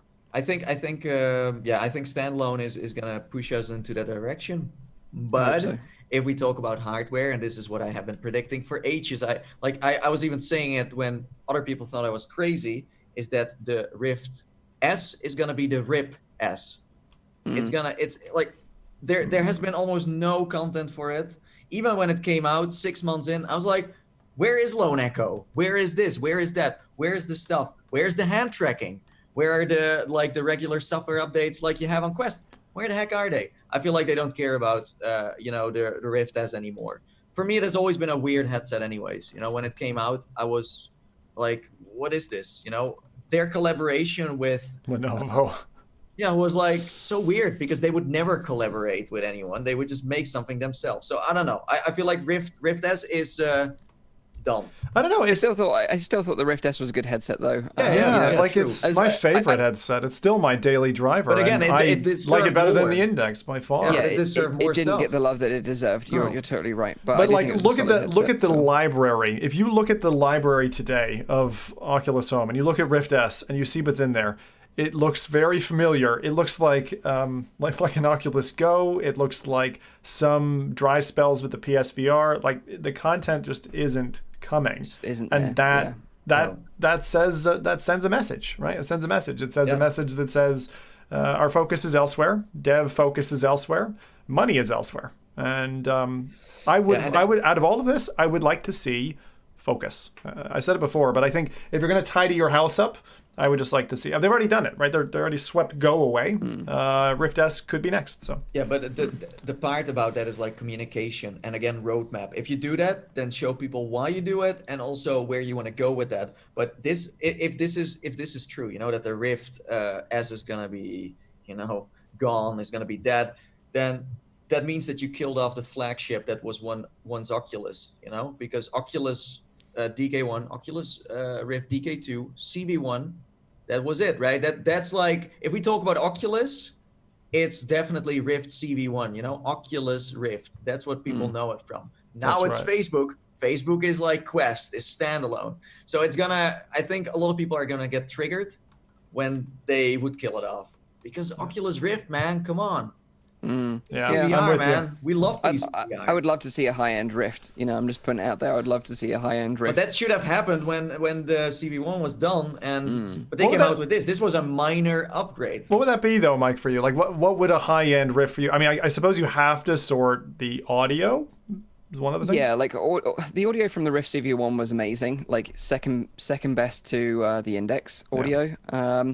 But yeah, I would love to have seen some of the varifocal lenses to see what happens and what difference that makes in terms of a VR experience. I think that's really, really interesting. And even if it was $1,000, like on par with the Index, I'd buy it because I think that technology is compelling enough to spend that money to do that. But I just don't think the market is there for that product right now. Yeah, fair. Sadly. Yeah. Yeah. Fair. Something I should also mention is, I don't know if you guguys saw this, but Jaden Smith, Oh God, no. son of Will Smith, is actually going to be closing the show with some music apparently. We had Steve Aoki, and Steve Aoki is awesome. Yeah, Steve Aoki is awesome. I like his music. I don't like his personality. They're going to be closing up the show, so that's going to be an interesting thing to think. It's funny. Watch. They always have this like for the mainstream, for let's say the really like average Joes, the consumer. Yeah. They always have these artists. I remember going to the Oculus Go pop-up event with Mike, and will.i.am was there, and all these girls in these I forgot about that. Beautiful dresses. But you can see, like, look at me, I'm a geek. Look at Mike, he's even more of a geek, and we're there, and we're the only geeks there with some developers. But you can just see that some people are or getting invited there to kind of socialize, or people just getting paid to come there. It was so funny, right? I totally forgot that I met will.i.am. Right. Yeah. This is funny story. I was filming some B-roll stuff like around the event, and I remember capturing like will.i.am on camera, and then this guy just appeared out of nowhere. He was like huge guy. He was like, "Don't point the camera on will.i.am." I was like, dude. And it was his like security detail. Yeah. And he was like super upset that I was filming him. But I think at the time he was releasing a VR app. I can't remember what it was called now. Oh, I remember it was gold colored. A video clip in VR. Yeah. Yeah. Weird. But it's like funny. You always have like, as I said, like this mainstream kind of show going on for not necessarily the geeks. And then you have, of course, this thing. It's funny. Us too. We were representing the geeks there for sure. There was an amazing. Human Interactive said the Venn diagram of people wanting to watch Jaden Smith overlapping with those who want to watch John Carmack talk is something that I want to see. Yeah, exactly. That is amazing. That is amazing. But how does that work? So what is because I think we all predicted a showcase, a live stream where everything is pre-recorded and they just play it out. Maybe even Carmack just already did it and they're gonna play it in front of us. So that after party, what are we looking at? Is it like the Wave VR who's gonna jump in, or because I really hope that they're gonna use VR as a medium, but I'm afraid it's him gonna sing on stage with like a nice Oculus logo behind it. I don't think so. Can we recap on like logistics here? Like, I mean, how are people gonna watch this event? Yeah, I should probably cover that. So you've got Facebook Reality Labs Facebook page. They're going to be live streaming the event from 10 a.m. Pacific time on the 16th of September. So that's 6 p.m. UK time. You can also watch it in Oculus venues. So you can watch it in VR using the Quest or Oculus Go. But the Venues app isn't available on Rift. No. So you can watch it that way. I'm going to be live streaming it on my YouTube channel and giving my thoughts and reactions on the stream as it happens. I don't know if you're doing the same, Nathan, or you plan to do something similar? I guess, yeah. And also because no one else will do it on YouTube. And I think it's important that people, if they don't have a Facebook profile, can still watch. So it's good that we are doing that. And just be doing a watch party and Discord type thing. I don't usually live stream those things because sometimes it's dodgy to restream other people's content. But I like watching with other people because that's definitely the best way to kind of engage with this content. I will only stream the Jaden Smith party. Oh, God, yeah. So that's going to be at 10 a.m. Pacific time, 6 p.m. UK time. Then 4 hours after that, so once the show has been done and dusted, we're going to meet up, the four of us, as the FReality Podcast at 10 p.m. UK time, which will be 2 p.m.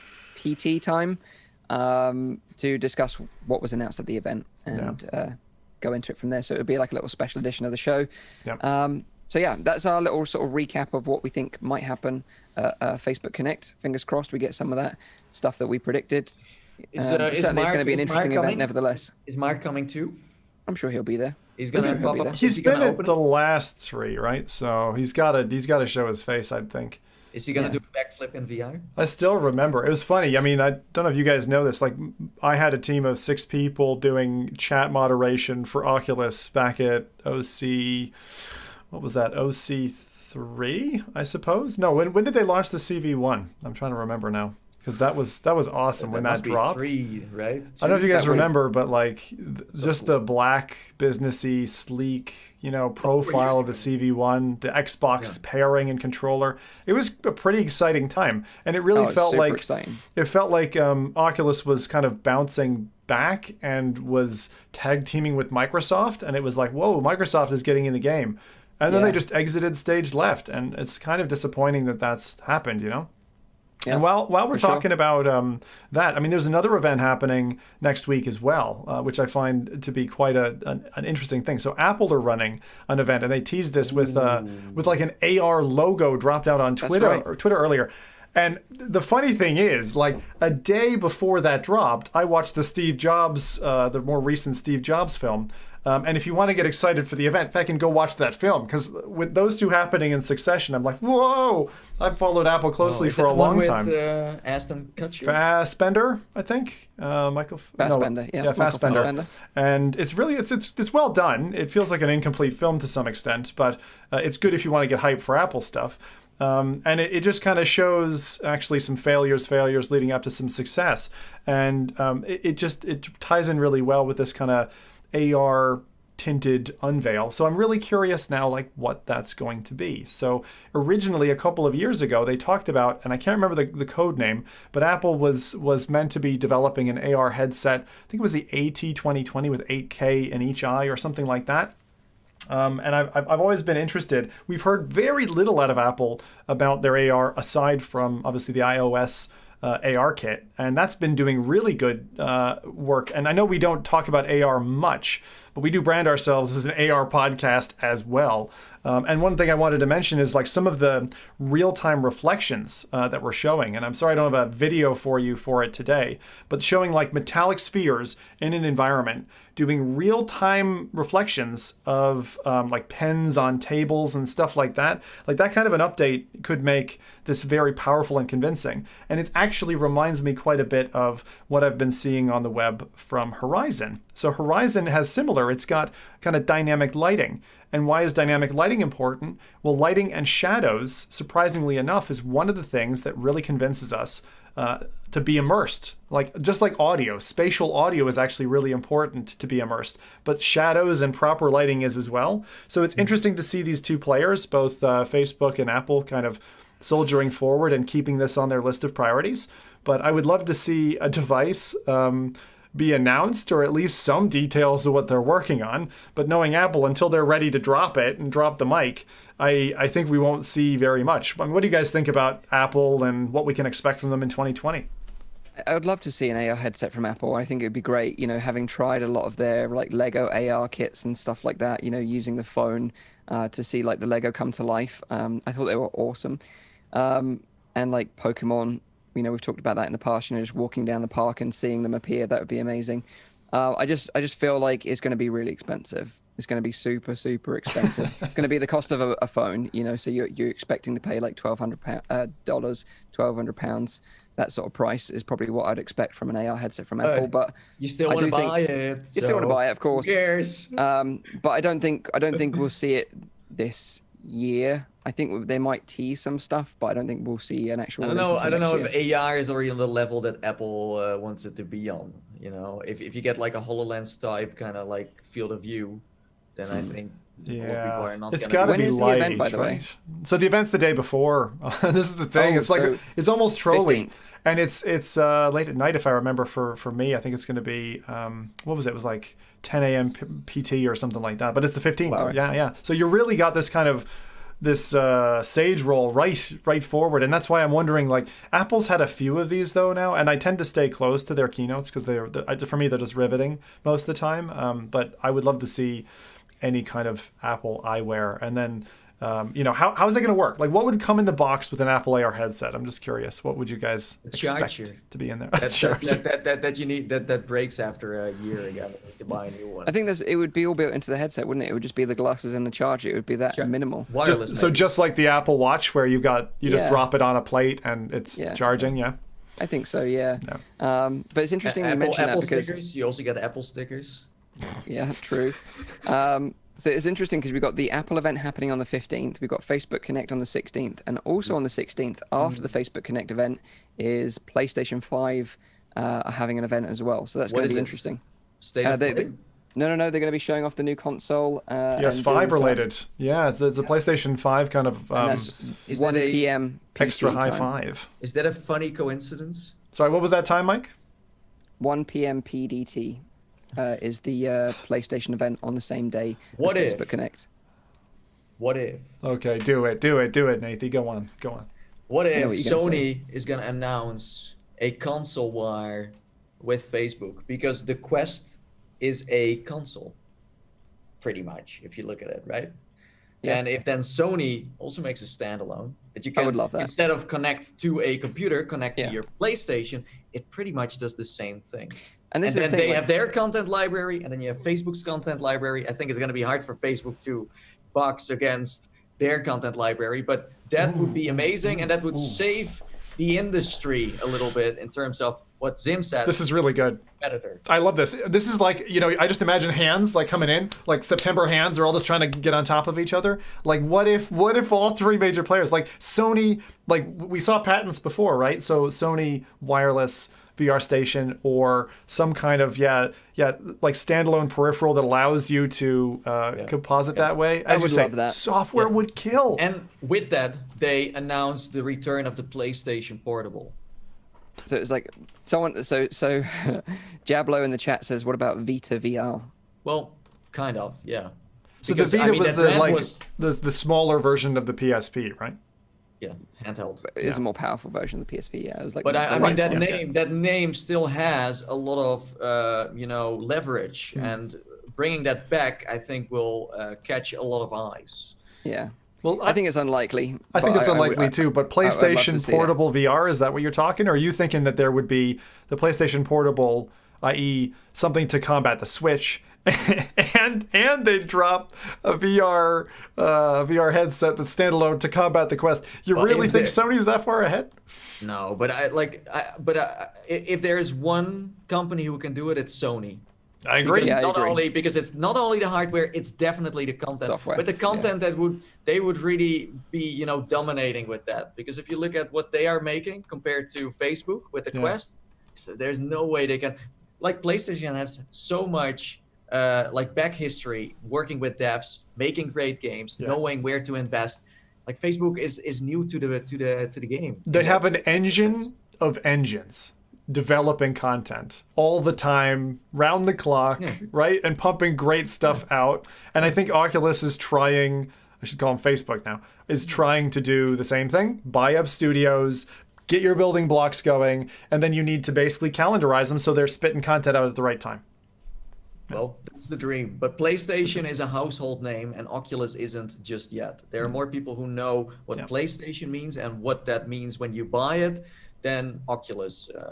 I think go outside right now and say to the people, hey, do you know what Oculus is? You're going to be a crazy person. But Nathan, I love this because, like, even if they only do what Facebook did with the AR slide last year, and PlayStation only just put up a slide with a one pager that says, we are making a standalone VR headset, then people will hold off and hold on to their money, not buy whatever Facebook or Apple are doing, and they'll be like, "Oh, I'm a Sony boy. I'm sticking on this." Let's say if they would do that, then they are apparently concerned about how well this new Quest is gonna sell, and they want to be upfront with it. I agree. Who knows? Maybe someone at Sony tried it and is like, "Listen, guys, we gotta act fast because this is gonna escalate if we don't." You know what I mean? Because usually, if there's something new coming out, people can try it somewhere, right? So if they're confident, they wouldn't do something like that, right? A kind of a single card up.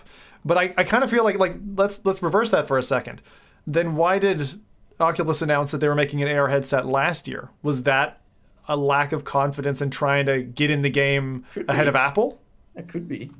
You don't know. You don't know what's going on behind the scenes. But of course, these are all just dreams right now. Yeah, They are but dreams. Sony has shown that they are dedicated to making great VR content, and the headset has been super solid too in terms of how you were setting it up. It was all easy to do. So that just says, like, we usually dream I don't know. of- Wait. The PSVR is not easy to set up. I just want to say that for a fact. no, like, fact. it's more like, and it's No, horrible but to I'm use. No, but I'm talking about, like, if you had like the manual in there with the cables all labeled and stuff, you could like easily label everything you want, but like what you want is a headset that you just put on and you works. I don't know. I felt it was pretty easy from my perspective. But the thing is, usually we dream about competitors making a standalone VR headset, making something VR related. Yeah. But Sony has already shown that they can do it, but now it's up to them to show how much they really care. Do they want to also dominate a part of the VR market or not? If they don't step in a year or two, then Facebook is going to be on Facebook. Well, to be honest, they could just, I mean, like we're talking about potentially the mothballing of the Rift S and the PC VR market, right? So aside from the likes of, HP with its new reverb, the Index and Valve taking that corner, in the console space, who's fighting PlayStation VR? No one. There's not another console VR. The Quest is a handheld console, right? I agree. Yeah, I agree. But like from a tethered like PC VR level graphics. But you don't have to compete there right now because it's not relevant at this point. Because that's not where the sales are. The sales are in the standalone market. Like I wish I could say PC VR is more alive than ever, but it's pretty dead because of the Quest. But I'm curious. Do we know anything from devs in terms of PlayStation VR sales versus Quest sales? Well, when we had Denny on the show, he was like, Quest outpaced everything. Yeah, but that's pistol whip, man. But I would imagine that would be the same across the board. Like, we don't have the sales numbers, and hopefully we get an indication of what the sales numbers have been, because I'm sure they're going to be very proud of it. Yeah. Hopefully they get to share that information. Yeah, but the Quest is like, the Quest came like out a year ago, and the PlayStation VR came out like 4 years ago. So also the hardware is super old, so there's less interest. If they would come up with something new, then the sales are going to be way more. This has been a fun segue. Yeah, I'd love to see it. I would love to see it happen. I would love to see a standalone and PSVR headset that you can connect to a PlayStation as well. I'd love to see it. As you said, that's good for the ecosystem, for developers, for us consumers, and also for, Well, that's enough of our dreams. Now I'm going to pass it over to Zim for him to give you some fresh dreams about games you can play next week to keep you busy until Facebook Connect and all these other events. So Facebook Connect, Apple event, and PlayStation 5 event. It's going to be an awesome week. Please tell me we're going to have a Dodo Island 2 game coming up. Honestly, Nathy, there is a game. I cut this, so I'm going to show it. I'm going to say one sentence, and then I know what not showing content does. You guys all go get triggered. So there's a game. You get bird wings, and you can fly. I'm not showing it. Okay. But anyway, I do have 3 titles that you can play. So let's go there instead. So, first and foremost, let's start off in the skies, okay? And I've got a question for each of you, my FReality brothers. So, oh God, do you know what makes a good commander, Mike? Oh, yeah, and I like this game, Starship Commander. Yeah, but do you know what makes a good commander? It's a steadfast leader with a stern voice. Just like the stern at the FReality Podcast, Mr. Mike. Nice. I like it. So, I like it. At roughly 13 minutes, we've got a cinematic experience powered by innovative language AI, where you use your voice to have real conversations with your ship. Starship Commander Arcade, coming for PC VR. The price is pretty low, $5.79, and in pounds, $4.53. This is from Human Interact, dropped on the 10th of September. I saw Human Interact there in chat.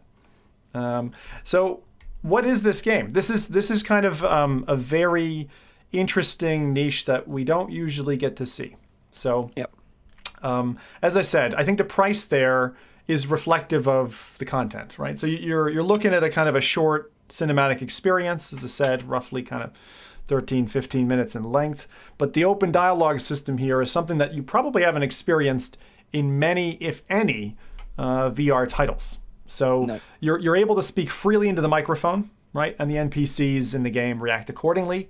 There is like combat and stuff like that. There's no dialogue wheels or clunky controls. It's just you speaking to the game, which is a very interesting technology. Now, I'm not sure that this is for everybody. And I've seen this in the reaction so far since the game has dropped. So Steam user, I love this guy's name, Nasty Headwound, writes, it says, in a world with Alexa and Siri, the voice recognition and responses are pathetically limited. In a world with Half-Life Alyx, this hardly even qualifies as a VR tech demo. That's maybe half of the comments. The other half of the comments are very positive, but I do see a lot of mixed bag in here. And for me, one thing that I think is maybe a problem with the title is just the label arcade. I think it's quite confusing that Starship Commander Arcade. I don't know why they decided to keep the arcade branding, because to me it sounds like something that's designed for arcades, and I wouldn't necessarily buy it. I kind of wish the title was just Starship Commander. It would dissuade me from buying it, seeing arcade in the title. Arcade is like this genre in a way, but you don't put it in the title. Yeah, that's exactly it. I think it's a misstep. On Steam, the other thing I wanted to mention, which I find interesting, because there's actually a kind of a documentary, a mini doc, or whatever you call those, docu-series. So a mini documentary called Passion at All Costs, which actually, if anything was going to incentivize me to buy this, it probably isn't, because I've demoed it on show floors and stuff like that, and I've had a taster of it myself, along with Alex. It is actually this documentary that comes as free DLC with it, 52-minute documentary, which is a look behind the curtains, not directly just at Starship Commander and its development, but Human Interact's canceled precursor called Crime Watch. So if you're interested in, and like you've been watching some of those Netflix documentaries on game developers, this kind of is coming at a good time. It gives you a little bit more feed. Yeah, I've seen the documentary actually. What'd you think of it? I thought it was very good. I think Alex did a very good job putting it together, actually. And it really highlights the struggles of an indie dev making a VR title. So if you liked, like you say, what was the series we mentioned on the show before on Netflix? High Score. High Score. If you like documentaries like that, you'll find this interesting, particularly from a VR enthusiast perspective, because they go through the highs and lows of dev development, and start being excited, starting their own company. Then where's the money coming from, and then we've got to create this now, and then it's crunch time. And the game itself is interesting as well. I think it's one of the more unique VR experiences out there, a bit like Eye of the Temple. They're these kind of like hidden gems that stand out, that do something really different, which I think is bold. And I remember being on the show floor, I think it was at OC5, and you telling me, Zim, you need to try this experience called Starship Commander. And Alex was on the show floor on the concourse day, had his laptop with him, and I tried it. And it was actually one of my highlights of the show. And I did a video recapping my thoughts on OC5, and I mentioned it in there because it was really impressive. But it's a shame that technology that he was able to put together hasn't been used in anything again since anything else. Yeah, because it was really great. That was really great. Like linguistics and getting to the point where what you say in all different languages, all different speech patterns, that's very difficult science. Yeah. That is not easy. And so there's this kind of motto, right? Dare to be different.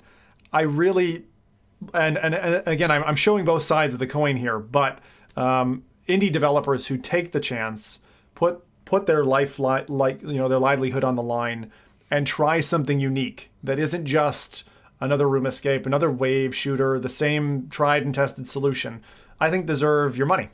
Is the documentary included in the price of the game? That's what I remember reading. Yes, that the DLC is free with that. I don't know if you can buy it independently. I didn't check that. And just the name again. People are asking in the chat. So the name of the game is Starship Commander Arcade, and the name of the documentary is Passion at All Costs. And it's like DLC for the game basically, but it's available on Steam. Steam, yeah, exactly. Yeah. PC VR. Nice. So, Nathan, you were saying something there? Yeah, I feel like the experience is really stellar, is really good, but the name needs to be changed. Like the title. I would just drop the arcade. Starship Commander's fine. Okay, Starship. Yeah, okay, fine. But if you put VR experience behind it, I don't know. Maybe VR experience is like this negative load to it. I don't know how people usually these short kind of things on Steam.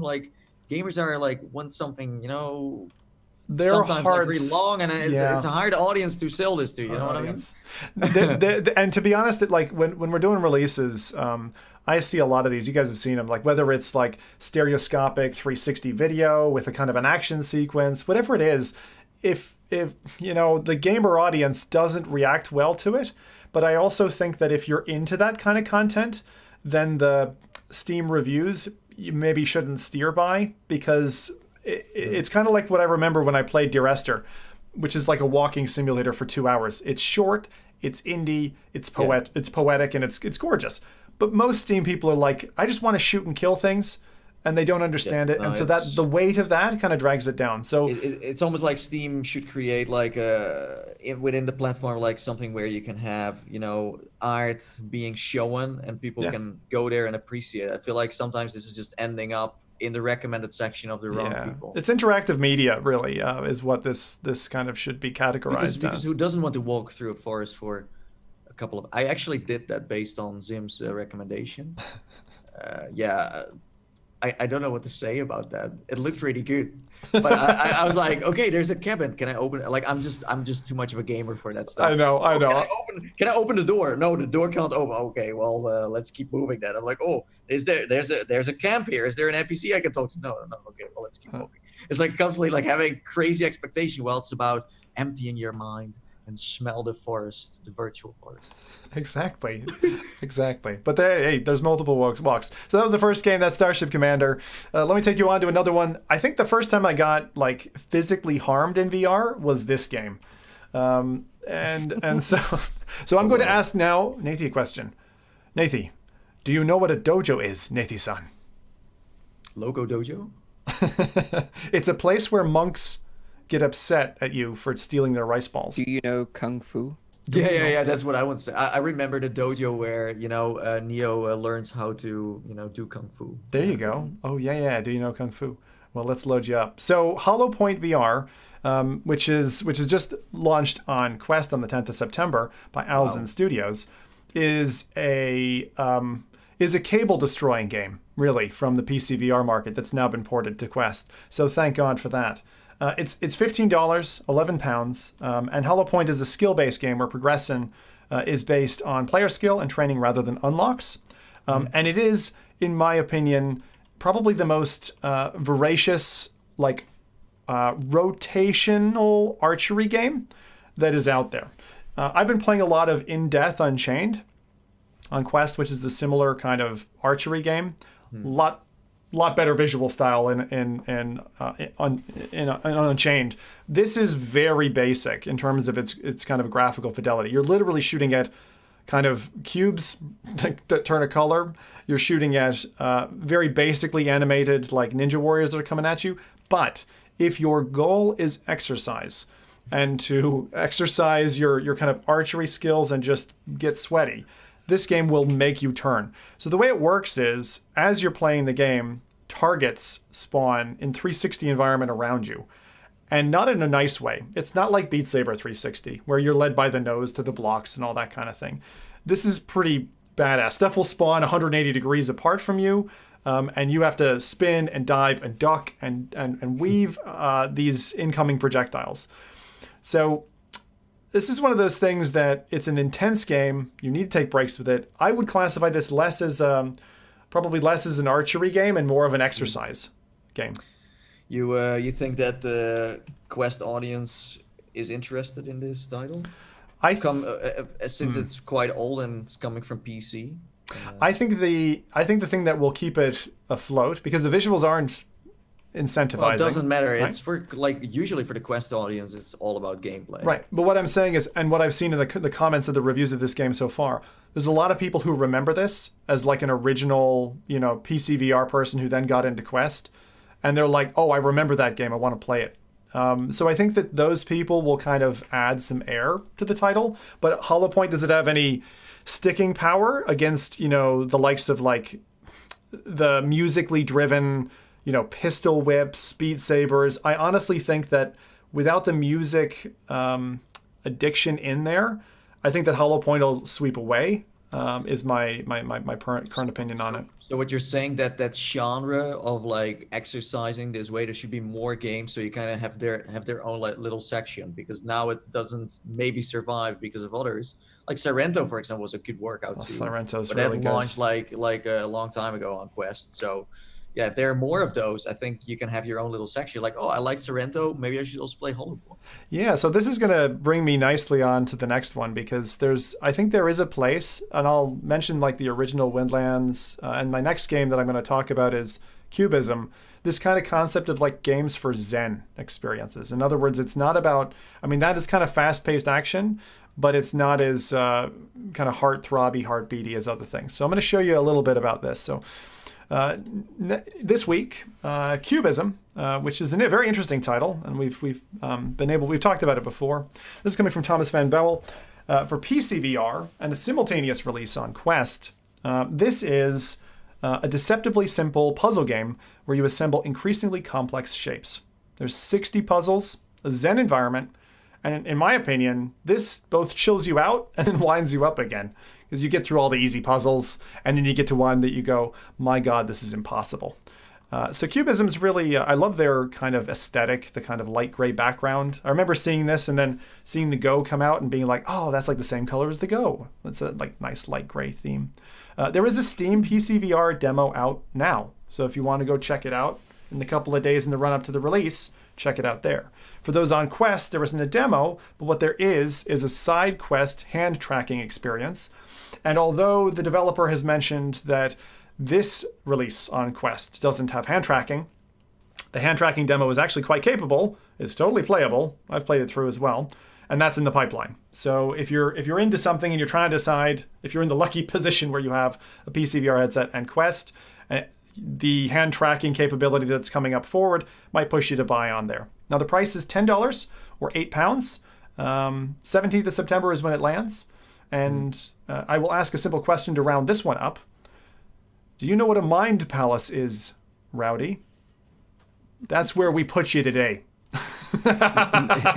Mind prison. Mind prison. I think with so many apps coming out now with hand tracking, they should have a section, you know. I know it's still like hand tracking is still supposed to be experimental, but I gotta say it's like really smooth for something that is like still an experiment. But it would be nice to kind of have a little, you know, section like hand tracking experiences. Do you mean Cubism as well? Like could be promoted in 2 different sections. It's a puzzle. Do you mean specifically? Sorry, do you mean specifically on SideQuest? Yeah, no. On SideQuest. I was like, it's coming to Quest itself. It's SideQuest. Okay. Oh, yeah. wow. No. So eventually, yes. But do we have any official other than what was that? What was that? Elixir is the only one. Elixir. Yeah, Elixir. And also Waltz of the Wizard. Waltz of the Wizard as well. Yeah, so there's very few official hand tracking apps at the moment, but that's going to lead. I think hand tracking apps is going to have to be its own subcategory at some stage. Eventually. So, I was confused by you saying that it came to SideQuest. I was like, this game is so good, this should just be on the Quest. Yeah, it's a great demo. It is going on to the Quest, but just not with hand tracking support, just control just support yet. So it is pipelined. Yeah. They have said that. So the other thing I wanted to mention, just in terms of things that are coming. So for those of you in North America, unfortunately not in EU or over here on this side of the pond. So if you're in Canada or the US at the moment, that's why Rowdy moved. This is why Rowdy moved. What you're now going to say? That's it. Well, that's exactly it. He just moved to save some bucks. There's a mega sale on PSVR at the moment. So although we're not covering any PSVR news in the releases, this is news. Go get some cheap VR games. So until the 24th of September, you can get a discount of between 50 and 70% on a whole ton of titles. So I'm going to read out different brackets and just call out kind of my favorites here. There's about maybe 15 games I'll mention. So for $30, you can get The Walking Dead Saints and Sinners or Iron Man VR. For $25, Borderlands 2 VR. $20 for Tetris Effect Erotica. I think those are fair prices, but those seem kind of normal. And this is where things start to get a little bit more exciting. For about $15, you can get Paper Beast, Blood and Truth, Moss, or LA Noire. Again, all solid titles. $10 will get you Farpoint, or Arizona Sunshine, or Everybody Golf VR, if for some reason you were really into golfing. $8 will get you Firewall, Battlezone, for those who never got a chance to dip their feet into that. That's quite a fun game, actually. Prison Boss, Rowdy's favorite. That's for you, Rowdy. And Astrobot. So for $8, right? That Firewall seems. and Astrobot. Holy crap! Holy $8 each. Yeah. Go and buy them right now if you have a PlayStation VR. That's like an obvious one. Now there's just a couple more under that line that I wanted to mention. $5 Until Dawn Rush of Blood. Now that's a controller game, right? That's not Move controllers or anything like that. So Apex Construct, not bad on PSVR. Again, you get your Move controllers. Apollo 11, a touching one from an Irish dev studio. And for $4, and kind of my pick of the litter, but only because you're getting to lie to your friends and that, Werewolves Within for $4. I think that's a fun. That's a Ubisoft fun title. Ubisoft title, yeah, as you say. And for $4, not bad. Yeah. So there you go. Nice. There's your releases. You know what to do. And those 3 games that we mentioned: Starship Commander, Hollow Point VR on Quest, Cubism coming on Quest on the 17th. And that's our releases for this week. Nice releases. Yeah. Cubism, I'm so happy they finally released that game because it was so much fun when I played it like a year ago. Looking forward to like just zenning out and playing that on Quest when it releases later. Awesome. Nice one.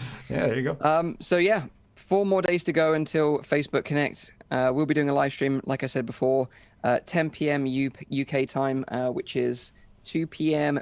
Pacific time, doing a roundup of all the announcements from the show. So if you want to hang out with us after the event, after you danced away to Jaden Smith, then you can come and hang out with us and see of what was announced. okay. Oh, sorry. Small correction there. Rush of Blood apparently has Move controller support. I don't know how I got that one wrong. Thank you, Trevor Jones. There you go. Cheers. Yeah. So thank you for us all joining us live. We really, really appreciate it. Hope you enjoy the audio version too if you're listening to it that way. We love you all the same. Just a reminder, this is a weekly VR, AR, and MR talk show live streamed every Saturday on YouTube and Twitch. The show goes live at 7 p.m. in Europe, 6 p.m. in the UK, and 12 midday in Central US. Also check out the audio version, which is available on iTunes, SoundCloud, and Spotify. Hit the like button and subscribe to the channel for all our future shows. We'll be back on Wednesday, and we're back on our usual show on Saturday as well. So have a great week.